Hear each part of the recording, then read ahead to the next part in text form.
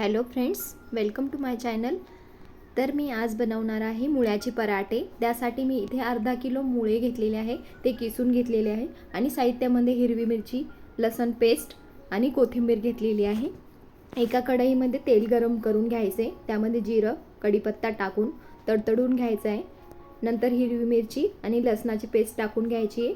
2 ते 3 हिरव्या मिरच्या टाकलेल्या, हिरव्या मिरच्यांच्या ऐवजी लाल मिरची पण वापरू शकतो. तेल काय जास्त टाकायचं नाही, 1 ते 1.5 स्पून टाकायचे फक्त. आणि चवीनुसार मीठ टाकून थोडासा हिंग, व्यवस्थित हिरवी मिरची परतवून घ्यायची आहे आणि धना पावडर टाकून घ्यायची आहे. व्यवस्थित परतून घ्यायचं कमी गॅसवरती.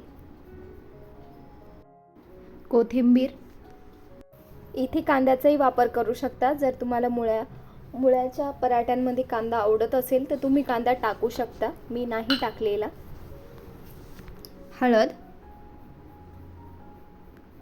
आणि ती टाकून व्यवस्थित मिक्स करून घ्यायची.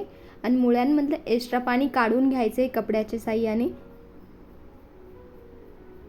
आणि मुळ्याचा किस टाकून व्यवस्थित मिक्स करून घ्यायचे. मुळ्याचा किस टाकल्यानंतर जास्त वेळ शिजू द्यायची गरज नाही आहे, फक्त परतवून घ्यायचे. व्यवस्थित मिक्स, हिरवी मिरची ते व्यवस्थित मिक्स झालं पाहिजे, फक्त असे करायचे. आणि गॅस बंद करून द्यायचा आहे. एका ताटामध्ये काढून व्यवस्थित थंड करून घ्यायचे.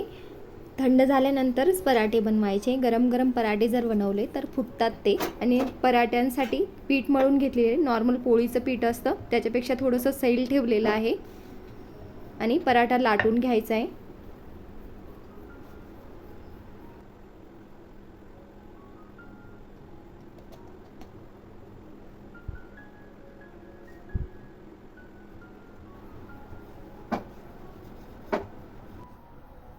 पराठे हे हलक्या हाताने लाटून घ्यायचे.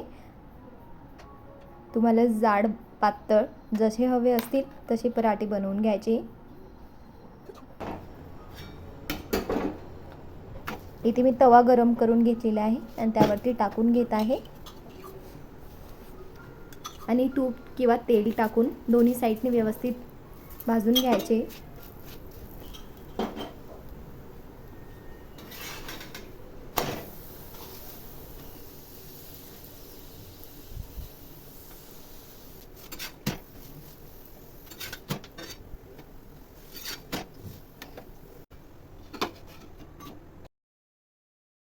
इथे मी सगळे पराठे बनवून घेत आहे. तुम्हाला मुळ्याच्या पराठ्यांची रेसिपी कशी वाटली नक्की सांगा. आणि जर तुम्ही माझ्या चॅनलवर पहिल्यांदाच आले असाल तर लाईक, शेअर आणि सबस्क्राईब करायला विसरू नका. आणि कमेंट करून नक्कीच सांगा पराठ्यांची रेसिपी कशी वाटली. धन्यवाद.